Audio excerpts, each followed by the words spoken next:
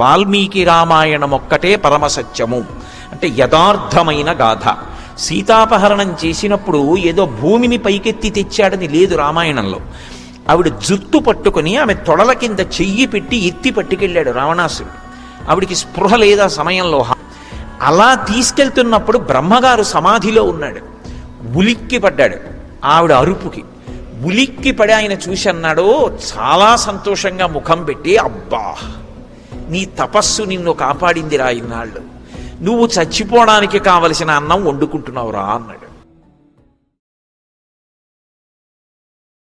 జయ శ్రీనివాస జయ వెంకటేశ వృషశైలనాథ శ్రీ పద్మనాభ వైకుంఠనాథ జయ విష్ణుతేజ రాజాధిరాజ కవ జయ జయ జయ దేవాదిదేవ జయ వాసుదేవ శ్రీరామచంద్ర జయ కల్కి రూప శౌరీశ మోద దేవీ నినాద జయ జయ జయ జయ జయ జయ. రావణుడు సీతమ్మని చూస్తాడు, హనుమ సీతమ్మనే చూస్తున్నారు. ఇద్దరు చూస్తున్నది ఆవిడ్నే. కానీ హనుమ చూస్తే ఎలా ఉంటుందో చూడండి. ఓ మా తల్లి జుత్తు నల్లగా ఎంత దీర్ఘమైనటువంటి కేశపాశం, దానికో నమస్కారం. మొదటిసారి చూస్తున్నాను మా అమ్మని జీవితంలో, ఇప్పటి వరకు చూడలేదు. మా స్వామి మహాందగాడు, ఆయనకి తగిన ఇల్లాలు మా అమ్మ. మా తల్లి కూర్చుంటే అపసవ్యంగా అస్తవ్యస్తంగా కాకుండా ఎంత పద్ధతిగా కూర్చుందో చూడండి. మా అమ్మ కన్నులు ఇంత కష్టంలో ఉండి ఎరిపెక్కలేదే. ఇప్పటికీ మా అమ్మ కళ్ళు పద్మాలు ఎలా ఉంటాయో అలా ఉన్నాయే అనుగ్రహ శక్తితో. నాకు ఇప్పుడు అర్థమైంది, అసలు సీతారాములిద్దరూ విడిగా ఉండడం అన్న మాట లోకంలో ఉండదు. సీతమ్మ మనసు సీతమ్మ దగ్గర, రాముడి మనసు రాముడి దగ్గరే ఉంటే ముహూర్త కాలం కూడా వీళ్ళిద్దరూ బ్రతకరు. సీతమ్మ మనసు రాముడి దగ్గర ఉంటుంది, రాముడి మనసు సీతమ్మ దగ్గర ఉంటుంది. అందుకు వీళ్ళు అన్యోన్యమైన దాంపత్యమైంది.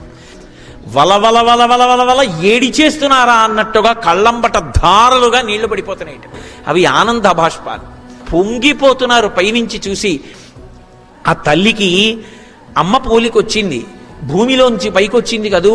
భూమికి ఎంత ఓర్పో నా తల్లి సీతమ్మకంత ఓర్పు. పద్మముల వంటి కన్నులు కలిగినటువంటి తల్లి, రామలక్ష్మణుల చేత రక్షింపబడేటటువంటి తల్లి. అటువంటి తల్లి వికృతమైనటువంటి నేత్రములు కలిగిన రాక్షసీ స్త్రీల చేత ఇవాళ పరివేష్టింపబడి ఉంది. జనక మహారాజు గారి పెద్ద కూతురు, దశరథ మహారాజు గారి పెద్ద కోడలు, రామచంద్రమూర్తి ఇల్లాలు ఇల్లు లేని దానిలా రావణాసురుడి యొక్క అంతఃపురంలో ప్రమదావనంలో అశోక వృక్షం కింద చెట్టు కింద చుట్టూ రాక్షస స్త్రీలు పరివేష్టించి ఉంటే తన కష్టం చెప్పుకోవడానికి మనిషి లేక ఏడుస్తూ కూర్చుంది. అమ్మా ఏమి ఓర్పమ్మా, ఇంకా అలాగే ఉండి నల్లగా చూస్తున్నావు, తల్లి నీకు నమస్కారం. ఇది ఆయన పవిత్ర హృదయం. అలా ఆయన చెట్టు మీద కూర్చుని సీతమ్మ యొక్క పాతివ్రత్యానికి పరవశించిపోయి ఆనందపడిపోయి కన్నుల నీరు కారుస్తున్నారు. ఇక కొద్దిగా రాత్రి మిగిలి ఉంది అంటే తెల్లవారుతోంది. తెల్లవారుతుండగా నిద్రలేచాడు రావణాసురుడు. నిద్రలేస్తూనే అశోకవనంలో ఉండేటటువంటి సీతమ్మ జ్ఞాపకానికి వచ్చి కామాతురత పొందాడు. కామాతురత పొంది జారిపోతున్నటువంటి బట్టని పైకి లాక్కుని విలాసంగా వ్రేలాడుతున్నటువంటి ఉత్తరీయం లంగదానికి తగులుకుంటే దాన్ని సరుదుకుంటూ అశోకవనానికి బయలుదేరాడు. కొంతమంది కాంతలు బంగారు కాగడాలు పట్టుకుని అనుగమించారు. కొంతమంది స్త్రీలు మెడలో చిక్కుబడినటువంటి హారాల్ని సర్దుకోకుండా జారిపోతున్నటువంటి మొలనోళ్లతోటి, జారిపోతున్నటువంటి వస్త్రాలతోటి, తిరుగుడు పడుతున్నటువంటి కామపూరితమైన నేత్రములతోటి నిద్ర సరిపోక తూలుతూ, కొంతమంది మద్యాన్ని సేవించినది ఇంకా విరగక, కొందరు పౌర్ణమి నాటి చంద్రమండలం లాంటి తెల్లటి గొడుగు పట్టుకుంటే వెనక ఎప్పుడు మధ్యలో అక్కడికి వెళ్లే లోపల తాగుతాడోనని బంగారు పాత్రలో మద్యాన్ని పట్టుకుంటే విలాసంగా బయలుదేరి ఆయన పాల సముద్రాన్ని మదించినప్పుడు వచ్చినటువంటి నురుగా అన్నటువంటి మలినం లేని వస్త్రం కట్టుకుని బయలుదేరి వెడుతున్నాడు. ఆయన వస్తూనే మొట్టమొదట ఒక మాట అంటాడు, నీ మనసులో ఒక పిరికితనం ఉంది, నువ్వు నా పాంపు చేరడానికి నీకు అభ్యంతరం లేదు, కానీ ఎవరికైనా తెలుస్తుందని అనుమానపడుతున్నావు. కానీ ఇక్కడ తెలుసుకుని చెప్పడానికి మనుష్యులు లేరు. ఇక్కడ ఉన్నవాళ్ళు రాక్షసులు. రాక్షసులు మగవాళ్ళు కూడా లేరు, రాక్షసీ స్త్రీలు ఉన్నారు. వీళ్ళందరూ కూడా నా ఆజ్ఞని అవతల దల్చేవాళ్ళు. కాబట్టి నువ్వు నా పాంపు చేరితే ఎలా తెలుస్తుంది? ఎందుకు బెంగ పెట్టుకుంటావు? ఎందుకు భయపడతావు? భయపడకు. రాముడు ధర్మాత్ముడు, రాముడు ధర్మాత్ముడు అంటుంటావే సీత, నేను కాదా ధర్మాత్ముణ్ణి? నేనెంతటి ధర్మాత్ముణ్ణి? రాక్షసులకి ధర్మం ఏమిటి? తనకి నచ్చినటువంటి కాంతను అనుభవించాలి, పరుల యొక్క భార్య అని చూడకుండా అపహరించి తీసుకురావాలి. నేను చేశానా లేదా? నేను ధర్మాత్ముణ్ణి కాను. సీత, బెట్టు చేస్తున్నావు, నేను ఇంతలా బ్రతిమాలుతుంటే ఇలాగే నువ్వు కూర్చుంటే యవ్వనం ఉండిపోతుంది అనుకుంటున్నావా? యవ్వనం ప్రవహిస్తున్నటువంటి నది లాంటిది, ముందుకెళ్ళాక ఇక వెనక్కి రాదు. కాలములో యవ్వనం పోతే రాముడు ఎలుకోడు, నేను ఎలుకోడు, వృద్ధురాలివై మిగిలిపోతావు. ఈ పరువం ఉండగా నా పాంపు చేరు. ఎంత దారుణమైన మాటలు మాట్లాడతాడో. తల్లి ఎంత బాధపడుతుంది ఈ మాటలు విని. అందుకే తన పాపాన్ని తాను వండుకున్నాడు మాటల చేత.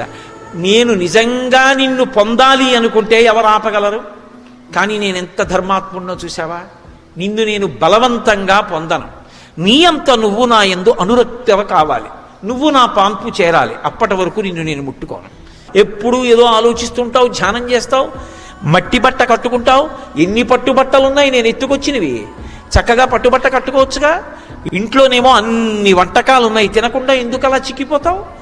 నేను తలుచుకుంటే ఈ భూమినంతటినీ కూడా తీసుకొచ్చి మీ నాన్నగారు జనక మహారాజు గారికి ఇచ్చేస్తారు. మీ తండ్రి చక్కగా ఏలుకుంటాడు భూమినంతటినీ. మీ బంధువులందరూ ఎంత ఐశ్వర్యాన్ని పొందుతారు.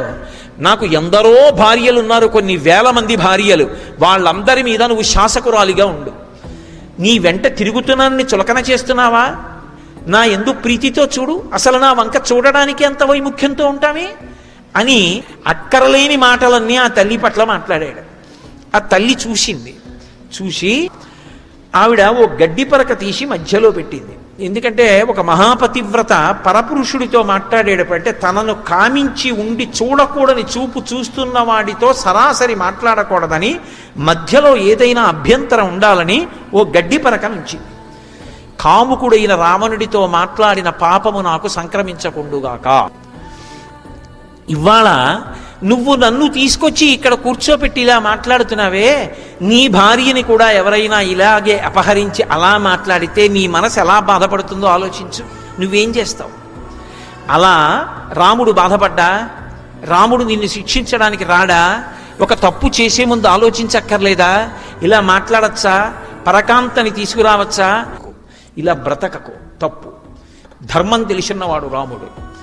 ఆడ ఏనుగుని మగ ఏనుగు దగ్గరికి తీర్చినట్టు నన్ను తీసుకెళ్లి ప్రస్రవణ పర్వత శిఖరముల మీద కూర్చున్న రామచంద్రమూర్తి పాదార విందముల యందు సమర్పించి కృతార్థుడివిక. నీ జీవితంలో సంతోషాన్ని పొందు. నిన్ను శిక్షిస్తాడనుకుంటున్నావేమో, శరణాగత వత్సలహ. శరణాగతి చేస్తే ఏమండవు, వెంటనే క్షమిస్తాడు. ఆయన ధర్మమూర్తి. నా భర్త జోలికి రాలేవు. ఎక్కడో ఉన్నాడు, బ్రతికున్నాడా, భూమి మీద పడుకున్నాడు, అరణ్యవాసం చేస్తున్నాడు, రాజ్య భ్రష్టత్వం పొందినవాడు అంటున్నావు. ఇన్ని చెప్తున్నావే, మరి అటువంటి వాడివి, అంత బలం ఉన్నవాడివైతే రామలక్ష్మణులు ఆశ్రమంలో ఉండగా ఓడించి నన్ను ఎందుకు ఎత్తుకురాలా? మారీచుణ్ణి తీసుకొచ్చి మిషపెట్టి రాముణ్ణి తీసుకెళ్లి హా సీత హా లక్ష్మణ అని రాముడి కంఠంతో అరిపించి లక్ష్మణుణ్ణి దూరం చేసి పిరికి వాళ్ళన్న నెత్తుకొచ్చావే. పెద్ద పులి వాసన వస్తే పారిపోయిన కుక్కలా రాముడి పేరు చెప్తే పారిపోతావే. నా దగ్గరికి వచ్చి డాంబికాలు పలుకుతావా? నాకు తెలియదా రాముడు ఎటువంటి వాడో? నీకు తెలియదా? రాముడు వస్తే నిలబడగలవా? రామలక్ష్మణులు వచ్చి తమ యొక్క బంగారు ధనస్సులకు బాణములను సంధించి విడిచిపెడితే అగ్ని కక్కుకుంటూ లంక మీద రామలక్ష్మణుల యొక్క నామములు వ్రాయబడినటువంటి బాణములు వచ్చి పరంపరాగతంగా పడిపోతుంటే పరంపరగా నిలబడగలిగిన మనగాడు ఉన్నాడు ఆ లంకలో? రావణ, దిద్దుకో జీవితాన్ని. అక్కర్లేని విషయాల జోలికి వెళ్లకు, నిష్కారణంగా పాడైపోతావు. కాబట్టి ఇప్పటికైనా నా మాట విను, రాముడికి నన్ను అప్పజెప్పు. నేను నిన్ను చంపలేననుకుంటున్నావేమో, నా పాతివ్రత్య శక్తి చేత ఇప్పుడే నిన్ను నిలువున బూది కుప్పగా మారుస్తాను. కానీ మనుష్యకాంతగా ప్రవర్తిస్తూ పాతివ్రత్యాన్ని అవలంబిస్తున్నాను. నా భర్త ఆదేశిస్తే తప్ప నన్ను నేను రక్షించుకోకూడదు. నా భర్త వచ్చి నన్ను రక్షించాలి, అది పతివ్రతా ధర్మం. అందుకని రాముడు వచ్చి నిన్ను చంపాలని వదిలిపెట్టాను తప్ప చేత కాక నిన్ను బ్రతకనివ్వలేదు. జ్ఞాపకం పెట్టుకో. విన్నాడన్నీ. ఎక్కడ లేని కోపం వచ్చింది. సీత, కామానికి ఒక దుర్గుణం ఉంటుంది, కామానికి నీడలా ప్రేమ ఉంటుంది. కామించిన వస్తువు తిరగబడినా ఏమీ చెయ్యలేము, ఎందుకంటే దాని మీద ఉన్న మమకారం అటువంటిది. నువ్వు ఎన్ని మాట్లాడినా నిన్ను నేనేం అనలేకపోయాను. నేటికి 2 నెలలు గడువిస్తున్నాను. 2 నెలలలో నా పాన్పు చేరావా? చేరుతావు. చేరలేదా? 2 నెలల గడువైపోగానే ప్రాతకాల వేళ నిన్ను వధించి వండి తీసుకొచ్చి నా ప్రాతకాల భోజనంలో వడ్డిస్తారు అని అక్కడ ఉన్న రాక్షసీ స్త్రీల వంక చూసి విపరీతమైన ఆగ్రహం పొందాడు. మీరు నయాన చెప్తారో భయాన చెప్తారో, ఎంత దారుణమైన మాట వాడాడో తెలుసా? సామము దానము భేదము వాడండి, అవసరమైతే దండోపాయం వాడండి, ఆమె నా పాన్పు చేరాలి, ఇది మీకు నా ఆజ్ఞ, మళ్ళీ మళ్ళీ ప్రయత్నం చెయ్యండి అని. అప్పటి వరకెందుకు, ఇప్పుడే చంపేస్తానని కత్తెత్తాడు. ఎత్తగానే ధాన్యమాలిని అనేటటువంటి భార్య పరుగు పరుగున వచ్చి, నీ యందు అనురక్త కానటువంటి ఈ మనుష్యకాంతతో నీకేమి సంతోషం ఉంటుంది? నీ యందు అనురక్తమైనటువంటి భార్యలు ఎందరమో ఉన్నాం, మాతో భోగించమని తీసుకెళ్ళిపోయింది. ఇక్కడ ఉన్నటువంటి రాక్షస స్త్రీలు ఆమె చుట్టూ చేరారు. చేరి రకరకాలుగా మాట్లాడుతున్నారు. అసలు వాళ్ళని చూస్తేనే బతుకున్నవాడు చచ్చిపోతాడు. రావణాసురుడు ఆజ్ఞ ఇచ్చి వెళ్ళాడు కదూ, వాళ్ళందరూ దగ్గరికి వచ్చారు. సీతమ్మ చాలు నీ పాతివ్రత్యం, ఏదో మనుష్యుడికి భార్య అయ్యావు, రాముడు గొప్పవాడన్నావు, రాముడికి భార్యనన్నావు, ఏకపత్ని వ్రతం అన్నావు, పాతివ్రత్యం అన్నావు, బాగుంది. ఎవరో తెలుసా రావణాసురుడు? విశ్రవసో బ్రహ్మ యొక్క కుమారుడు, 3 లోకములను గెలిచినవాడు, ఇంద్రుణ్ణి గెలిచినవాడు, దేవతల్ని శాసించినవాడు. అటువంటి మహానుభావుడు కోరి కోరి నిన్ను భార్యని చేసుకుంటానంటే బెట్టు చేస్తామే, మా మాట విని ఇప్పటికైనా ఆయన పాన్పు చేరన్నారు. ఆ తల్లి ఏడుస్తూ అంది, నేను మనుష్యకాంతని, పాతివ్రత్యాన్ని అవలంబించేదాన్ని, రామచంద్రమూర్తి ఇల్లాలిని, నేను దీనుడు కానివ్వండి, రాజ్యహీనుడు కానివ్వండి, నా భర్త నాకు పరదైవం, ఆయనని వినా వేరొక పురుషుణ్ణి భర్తృస్థానంలో నేను ఊహించను, ఎడమకాలి బొటన వేలుతో కూడా తాకను, నా శరీరం బద్దలగొట్టేయండి, కత్తులతో నరికేయండి, అగ్నిహోత్రంలో పారేయండి, నేను మాత్రం రావణుడి పాన్పు చేరను. చాలా పొరపాటు చేస్తున్నారు, ఇలా మాట్లాడవద్దని చెప్పింది. కానీ అక్కడ ఉన్నటువంటి స్త్రీలలో, ఆ రాక్షస స్త్రీలలో హరిజట అని ఒక స్త్రీ, దానికి ఎక్కడ లేని కోపం వచ్చింది. రావణాసురుడు ఈ సీతమ్మని అపహరించి లంకాపట్టణానికి తీసుకొచ్చినప్పుడే నా నోరు ఊరింది, ఎప్పుడిప్పుడు తిందామా అని చూస్తున్నాను. మనం తర్వాత దెబ్బలాడుకోవడానికి వీల్లేదు, ఈమె పీక నొక్కేద్దాం, చచ్చిపోతుంది, మానవకాంత ఉపవాసం చేసి చచ్చిపోయిందని రావణుడికి చెప్దాం, మీరు పంచుకు తినండి అంటాడు. తర్వాత శరీరాన్ని భాగాలు వేసుకోవడంలో దెబ్బలాడుకోవడానికి వీల్లేదు. ఇప్పుడే చెప్తున్నాను, గుండె శరీరంలోంచి కింద పడిపోకుండా పట్టుకుని ఉంచేటటువంటి వ్యవస్థ నాది, తల నాది, నడు నీది, కాళ్ళు నీవి, వాటాలు వేసేసుకున్నారు. మంచి శక్తివంతమైన కళ్ళు తీసుకురండి, ఈ మనుష్య స్త్రీని చంపి ముక్కలు చేసుకు తినేద్దాం, ఆ తర్వాత కళ్ళు తాగుదాం. నికుంభల అని వాళ్ళకు ఒక దేవత, ఆ దేవతకి ప్రీతి కలిగేటట్టుగా మనందరం తాండవం చేద్దాం. కాబట్టి రావణుడి దగ్గరికి వెళ్ళి ఈమె మరణించిందని చెప్పండి, కళ్ళు తీసుకురండి, కత్తులు తీసుకురండి, ముక్కలు చేద్దామన్నారు. ఏ తల్లి? రామచంద్రమూర్తి ఇల్లాలు, అంతటి మహాపతివ్రత. ఈ మాటలు విని తల్లడిల్లిపోయి, వేట కుక్కల మధ్య ఉండిపోయినటువంటి ఒక లేడి పిల్ల ఎలా చూస్తుందో అలా చూసి కందుల నీరు కారుస్తూ ఏడుస్తోంది. చూస్తున్నారు పైనుంచి మహానుభావుడన్ని, ఏం జరుగుతుందని గమనిస్తున్నారు. ఇంతలో ఆ తల్లి అలా ఏడుస్తోంది, వీళ్ళందరి వంక చూసి ఏడుస్తుండగా కొంతమంది రావణాసురుడికి చెప్పడానికి వెళ్ళారు, ఈ లంక నేను ఎలా ఏడుస్తున్నానో అలా ఏడిచేటటువంటి రోజు వస్తుంది, రాక్షస స్త్రీలందరూ గుండెలు బాదుకుని ఏడుస్తారు, ప్రతి ఇంటి గడపలోంచి ఒక పీనుగు వెళ్ళిపోతుంది, శవాలు కాల్చినటువంటి పొగలతో లంకాపట్టణం అంతా నిండుకునేటటువంటి రోజు వస్తుంది. ఈ లంకలో ఎవరు మిగలరు, మీరు చేస్తున్నటువంటి పాపకృత్యాలకు అంతులేదు, మీ మాటల చేత నన్ను ఇంత బాధ పెట్టారని సీతమ్మ ఆక్రోశించి మాట్లాడి కౌసల్యని, సుమిత్రని, కైకమ్మని, రాముణ్ణి, లక్ష్మణుణ్ణి తలుచుకుని బాధపడుతోంది. ఆ బాధపడుతున్న సమయంలో అకస్మాత్తుగా త్రిజట అనేటటువంటి ఒక రాక్షస స్త్రీ లేచింది. లేచి, నేను రాత్రి నిద్రపోయాను, తెల్లవారుజామున నాకు ఒక భయంకరమైన కలొచ్చింది, మీరు ఏదో తొందరపడి సీతమ్మని సంహరిస్తాం అంటున్నారు, తొందరపడకండి, నేను కలలో ఒక విచిత్రమైన విషయం చూశాను, ఉత్తర క్షణం మీరందరూ సీతమ్మకి నమస్కరించండి, లేకపోతే నిష్కారణంగా పాడైపోతారు, నా మాట వినండి అంది. ఏం చూశావు, ఏం జరిగిందన్నారు. నేను కలలో చూసినటువంటి విచిత్రం, 1000 హంసలు మోస్తున్నటువంటి శిబిక మీద రామచంద్రమూర్తి తెల్లటి బట్టలు కట్టుకుని, తెల్లటి మాలలు వేసుకుని లక్ష్మణస్వామి పక్కన నిలబడి సేవిస్తుండగా వచ్చాడు. నాకప్పుడు రాముడుగా కనపడలేదు. పరం బ్రహ్మ, పరంతత్వం, పరంజ్ఞానం, పరంతప, పరం బీజం, పరంక్షేత్రం, పరం కారణకారణం, శంఖచక్ర గద శ్రీమాన్ పుండరీకాయతేక్షణ, శ్రీవత్సవక్షా శ్రీవాస అని భగవానుణ్ణి, విష్ణువుని వర్ణించినంత సౌందర్యంతో ఆయన నాకు ఆ వాళ్ళు ఎక్కినటువంటి ఆ 8 తెల్లటి ఆబోతుల రథం మీద కనబడ్డారు. నేను తెల్లబోయాను. సీతమ్మ పట్టాభిషేకాన్ని పొందడానికి రామలక్ష్మణులతో కలిసి ఆకాశ మార్గంలో అయోధ్యకి వెళ్ళిపోయింది. ఇక్కడ విభీషణుడు ఒక్కడు మాత్రం 4 మంత్రులు సేవిస్తూ ఉండగా ఆయన ఒక గొప్ప రథాన్ని ఎక్కి ఆకాశంలో నిలబడి ఉన్నాడు. 4 మంత్రులు సేవిస్తున్నారు. అక్కడికి పాశం వేసి దక్షిణ దిక్కుగా రావణుణ్ణి ఈడ్చుకెళ్ళిపోతోంది. మొసలి మీద కూర్చుని ఇంద్రజిత్ వెళ్ళిపోతున్నాడు.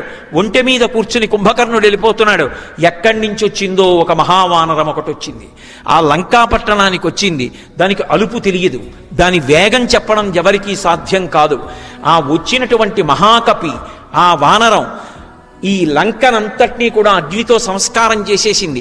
ఎక్కడ చూసినా అగ్నిహోత్రమే. పెటిల్లున వజ్రాలు వైఢూర్యాలు పేలిపోతున్నాయి. స్తంభాలు బంగారంతో చేయబడినవి కరిగిపోయి కారిపోతున్నాయి.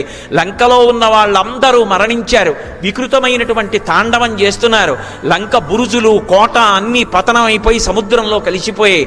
విభీషణుడు ఒక్కడే 4 మంత్రులతో మిగిలాడు. భయంకరమైన కల చూశాను. కొద్ది రోజులలోనే ఈ సీతమ్మకి శుభమున్నది కాబట్టి నన్ను నమ్మండి. సీతమ్మ మహాపతివ్రత. ఆమె దగ్గరికి వెళ్ళి ఒక్కసారి నేల మీద పడి నమస్కారం చేస్తే చాలు. మనని నమ్ముకున్న వెనకవారిని కూడా కాపాడగలిగినటువంటి తల్లి. రామచంద్రమూర్తికి చెప్పి రక్షిస్తుంది. కరుణామూర్తి. నా మాట నమ్మండి. మీ ఉద్రేకాన్ని ఆపుకోండి. ఆమె జోలికి వెళ్ళకండి. ఆమెని చంపుతాం తింటాం ఇటువంటి మాటలు అనకండి. నేల మీద పడి నమస్కరించండి ఆ తల్లికని చెప్పింది. రాక్షసులందరూ ఉపశాంతి పొందారు. ఆ తల్లి శిశుపావృక్షం యొక్క మూలం దగ్గరికి వచ్చింది. త్రిజట చెప్పినటువంటి స్వప్న వృత్తాంతం చేత సీతమ్మకి తొందరలో శుభం జరగబోతోంది అనేటటువంటి మంచి మాట విని స్వామి హనుమ సంతోషంగా ఉన్నారు. సీతమ్మ ఊరట పొందింది. మనం కూడా చాలా ఊరట పొంది ఉన్నాం. ఈ మంగళప్రదమైనటువంటి సన్నివేశం దగ్గర ఇవాల్టి ప్రవచనాన్ని పూర్తి చేస్తున్నారు.